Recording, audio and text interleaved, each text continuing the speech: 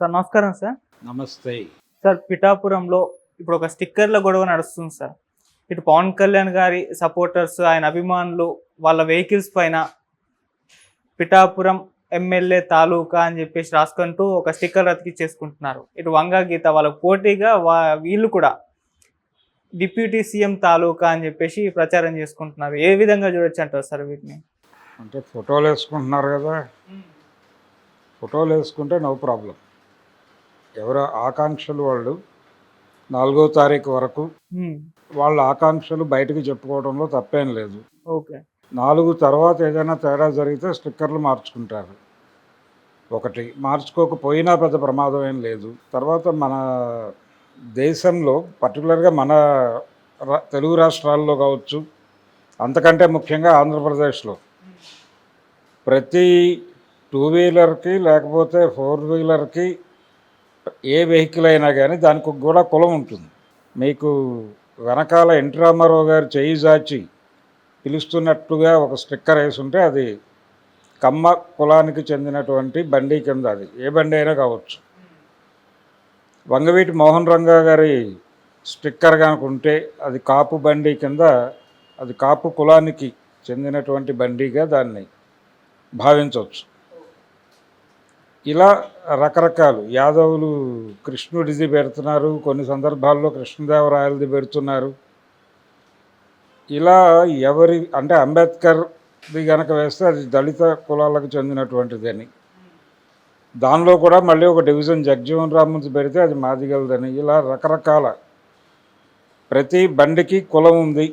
అంటే పాత రోజుల్లో నారాయణ రెడ్డి గారి పాట ఒకటి ఉంది, గాలికి కులం ఉంది అని, కర్ణ సినిమాలో. అట్లా ఇక్కడ ప్రతి బండికి కులం ఉంది అనేటువంటి పరిస్థితి ఉంది ఆల్రెడీ. సో ఇప్పుడు దాని కంటిన్యూషన్ అంటే అభిమానాన్ని చాటుకోవటానికి వాళ్ళ బండి మొత్తం ఆ పార్టీ సింబల్స్తో నింపేసి తిరుగుతున్నటువంటి జనాలను కూడా మనం చూసాం.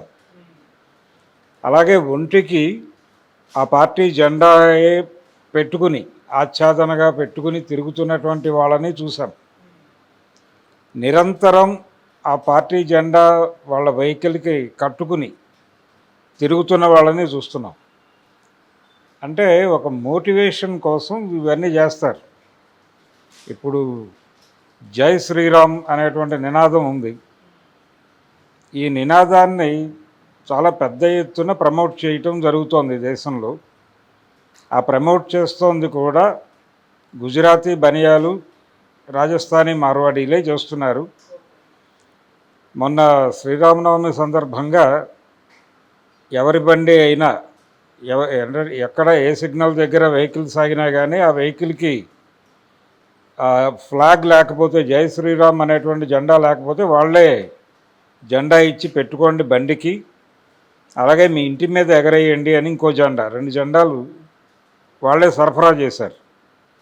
కొన్ని ప్రాంతాల్లో అర్ధరాత్రి 12-1 గంట వరకు ఎంటీగా కనిపించిన ఇళ్ళు తెల్లారుజామున చూస్తే జై శ్రీరామ్ జెండాలతో కళకళలాడాయి.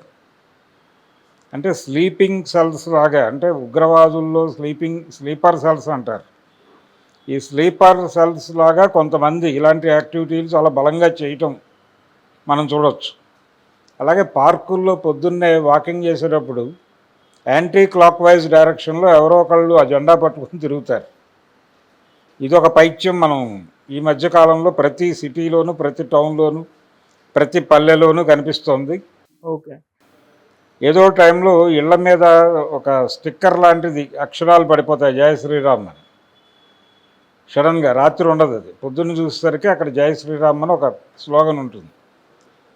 ఇలా పతాకాలు, స్టిక్కర్లు వీటి ద్వారా ఒక భావాన్ని ప్రజల్లోకి ఎక్కించడం అనేది ఒక ప్రోగ్రామ్గా రాజకీయ పార్టీలు నిరంతరాయంగా చేస్తున్నాయి. అందులో భాగంగానే వాళ్ళు పిఠాపురం నియోజకవర్గంలో పవన్ కళ్యాణ్ గెలుస్తాడు అనే నమ్మకం కొద్దీ వాళ్ళు ఆయన స్టిక్కర్ వేసి ఎమ్మెల్యే గారు అనే ఏదో రాసుకుంటున్నారు. నిజానికి ఇంకొక అడుగు ముందుకేసి ముఖ్యమంత్రి గారు అనో ఇంకొకటనో రాసుంటే దాని లెక్క వేరేగా ఉండేది, ఆ డిస్కషన్ వేరేగా వెళ్ళుండేది. వాళ్ళు చాలా పొలైట్గాను హంబుల్గాను ఎమ్మెల్యే గారు అని వేయటం అనేది బాగానే ఉంది వాతావరణం. వాళ్ళు డిప్యూటీ సీఎం ఆయన అలాగూ అన్నాడు. అంటే పవన్ కళ్యాణ్ గెలిస్తే డిప్యూటీ సీఎం అవుతాడు, మీరు గెలిపిస్తోంది కేవలం ఎమ్మెల్యే అని అనుకోకండి, డిప్యూటీ సీఎంని గెలిపిస్తున్నామనే మూడ్లో ఓటు వేయండి అని చెప్పి అక్కడ ప్రచారం చేసినటువంటి నాయకులందరూ చెప్పారు.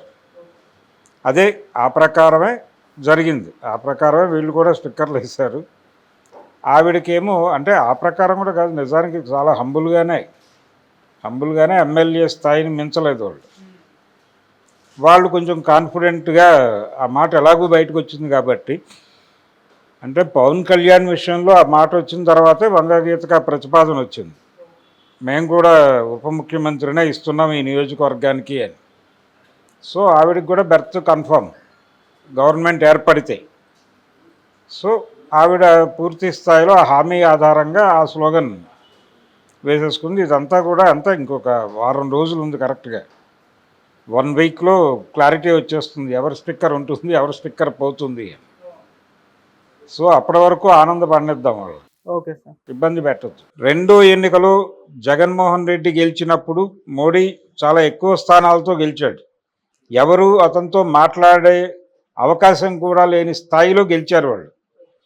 ఆ విషయం జగన్మోహన్ రెడ్డి గెలిచిన రోజే ప్రెస్ మీట్లో చెప్పాడు, కేంద్రం నుంచి మేము ఏదో పొందగలం, చెవులు మెలేసైనా పొందగలం అనుకున్నాం కానీ అలా కుదిరే పరిస్థితి కనిపించడం లేదు అన్నాడు. ఒకసారి పాత వీడియోల్లోకి వెళ్తే కనిపిస్తుంది. సో ఆ కండిషన్లో వైసీపీ ఎమర్జ్ అయింది. సో కాంగ్రెస్ పార్టీ ఎప్పుడైతే తుడిచిపెట్టుకుపోయిందో అది ఒక సొంత గొంతుకగా నడిచింది ఏపీలో. ఓ ప్రత్యామ్నాయంగా అధికార పార్టీకి ప్రత్యామ్నాయంగా, అప్పటి అధికార పార్టీ టీడీపీకి ప్రత్యామ్నాయంగా వైసీపీకి అనిపించింది. జనాలు దాన్ని యాప్ట్ చేసుకున్నారు, అధికారంలోకి వచ్చింది. ఆ తర్వాత జరిగిన 2019 ఎన్నికల్లో. ఇప్పుడు కాంగ్రెస్ పార్టీ పరిస్థితి ఏంటంటే వైఎస్ఆర్సీపీని తుడిచిపెడితే తప్ప తిరిగి కాంగ్రెస్ పార్టీకి అక్కడ జీవనం లేదు అనేది ఫ్యాక్టే. అంత మాత్రం చేత వాళ్ళు ఏదో జగన్ని టార్గెట్ చేస్తారనో మరొకటి చేస్తారనో అనుకోవడానికి లేదు. ఇతను అంగీకరించవచ్చు, విభేదించవచ్చు. ఒకవేళ ఓడిపోతే టర్మ్స్ ఎలా ఉంటాయి, ఎలా డిసైడ్ అవుతాడు, ఎలా బెదిరించి కంట్రోల్లో తీసుకుంటారు, దానికి ఆయన సరెండర్ అవుతాడా, లేకపోతే పాత రోజుల్లాగానే తిరుగుబాటు బావుట ఎగరేసి జైలుకి వెళ్ళడానికైనా సిద్ధపడతాడా అని చూస్తే జగన్ జైలునే యాప్ చేసుకునే ఛాన్స్ ఉంది. ఓకే. ఎందుకంటే వన్స్ ఫర్ ఆల్ ఈ అకౌంట్ సెటిల్ అయిపోతుంది అనే లెక్కలో ఆలోచిస్తాడు అతను. ఇప్పుడు రాజీ పడితే జీవితాంతం రాజీ పడాల్సి ఉంటుంది, ఇప్పుడు తిరగబడితే కొద్ది రోజులు కష్టాలు అనుభవిస్తాం, కానీ తర్వాత మనం వాళ్ళకి సంజాయిషి ఇచ్చుకోవాల్సిన అవసరం ఉండదు, అకౌంట్ క్లియర్ అవుతుంది. ఆ అకౌంట్ క్లియరెన్స్ మీద ఎక్కువ కాన్సన్ట్రేషన్ ఉంటుంది అతను. అందుకని అతను కేంద్రంలో ఏ ప్రభుత్వం ఉన్నా ఏ పార్టీ ఉన్నా కానీ అతను ఎప్పుడూ కాంట్రవర్సీగా మాట్లాడలేదు. ఈవెన్ తన విషయంలో కూడా కాంగ్రెస్ పార్టీకి రిజైన్ చేసేటప్పుడు కూడా నేను ముందడుగు వేస్తానన్నారు, వాళ్ళు వద్దన్నారు, అందుకని బయటకు వచ్చాను అన్నాడు, అంతవరకే. ఇతర విషయాల్లో కాంగ్రెస్ పార్టీని ఆయన ఏమీ దుమ్మెత్తిపోయటం లాంటి కార్యక్రమాలు పెట్టుకోవాలి. అయితే ఎలక్షన్ ప్రచారంలో భాగంగా 4 కామెంట్లు చేసి ఉండొచ్చు, అది అంతవరకే.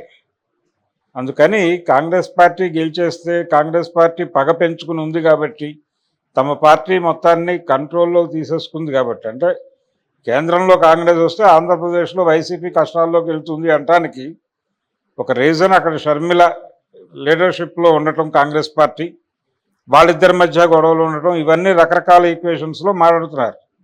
ఒకవేళ కాంగ్రెస్ వస్తే జగన్మోహన్ రెడ్డి తోలు తీసేస్తారు అని.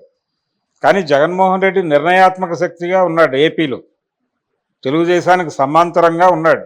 నువ్వా ఏమన్నా అనే పోటీ ఇచ్చిన పార్టీ మీద దాడి చేయటం ద్వారా ఆ ఓటర్ సెక్షన్ మొత్తానికి కూడా వీళ్ళు ఎనిమీస్గా మారుతారు. అందుకని ఆ ప్రమాదం కొని తెచ్చుకోదు కాంగ్రెస్ పార్టీ, ఇప్పుడు కొని తెచ్చుకోదు. కాబట్టి కాంగ్రెస్ పార్టీ గెలిస్తే జగన్మోహన్ రెడ్డిని ఏదో చేసేస్తుంది అనేటువంటి ప్రచారం అయితే జరుగుతుంది, కానీ ఆ పరిస్థితి అయితే ఉండదు డెఫినెట్గా. రెండవది, కేంద్రంలో అధికారంలోకి వచ్చిన ఇమ్మీడియట్గా ఇలాంటి క్రమశిక్షణా చర్యలు అనే పేరుతో ఒక రకమైన ప్రతీకార దాడులు చేస్తే దాన్ని యాక్సెప్ట్ చేసే పరిస్థితుల్లో జనాలు కూడా ఉండరు. అందుకని జగన్మోహన్ రెడ్డి మీద ఇమ్మీడియట్గా ఏదో అటాక్ ఉంటుంది అనేది భ్రమ. వాళ్ళు కాకపోతే కొంత వేధింపులకు గురి చేయొచ్చు, కంట్రోల్ చేసే ప్రయత్నం చేయొచ్చు, ఇలాంటివి జరిగితే సరెండర్ చేసుకోవడానికి పన్నేటువంటి వ్యూహాలు అవి. అది అంతవరకే నడుస్తుంది తప్ప జగన్మోహన్ రెడ్డికి వచ్చిన. Thank you so much. Thank you.